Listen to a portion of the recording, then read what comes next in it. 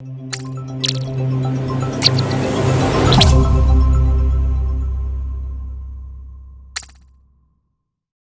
everyone, welcome to topic 1.2. In this module, we're going to make an introduction to the different types of business organization.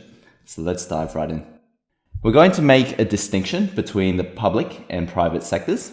We're going to describe the main features of for-profit organizations, including sole traders, partnerships, and companies or corporations. We're going to describe the main features of for-profit social enterprises, which are businesses that engage in a good cause at the same time that they're making a profit, and these include cooperatives, microfinance providers, and public-private partnerships. And we're going to describe the main features of non-for-profit social enterprises, focusing on non-governmental organizations or NGOs, as well as charities. As a quick introduction to this topic, let's make a quick distinction between the public and the private sectors, and what that means in terms of business organizations. So the public sector refers to government organizations and government-provided goods and services. In a Western country, we would typically be thinking about transport as being in the public sector. It is an operation that is run by the government, although in some countries, such as Japan, a lot of the transport is provided by individual businesses in the private sector.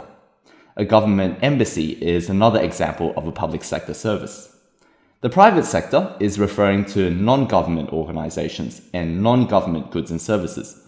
For example, most retail stores, such as Walmart, or technology-based businesses, such as Apple or Microsoft, are all in the private sector. Most businesses in the world are in the private sector. The private sector is anything that is not government-owned, anything that is not government-provided. And so different businesses have different legal entities that make them fall under either the public sector or the private sector. And this changes what obligations they have in terms of things such as tax reporting or what grants or funds they can receive. So that concludes this module on public and private sectors. And in our next module, we will take a deeper dive into the specific forms of different for-profit business models or business types. See you soon.